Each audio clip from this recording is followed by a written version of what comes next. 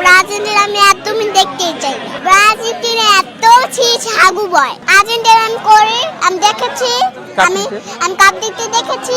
Argentina next Martinez Molina Romero সেমেস আইলেসিকো মাকালিস্টে পায়েস সেনেল আউলাডে লাস কোনো বেতেন লাজে ও Messi এতগুলো প্লেয়ারের নাম আসলে কিভাবে মুখস্থ করেছো? কেন আমি শিখেছি টিভিতে। আজকে ব্রাজিল হেরে যাবে ব্রাজিলরা।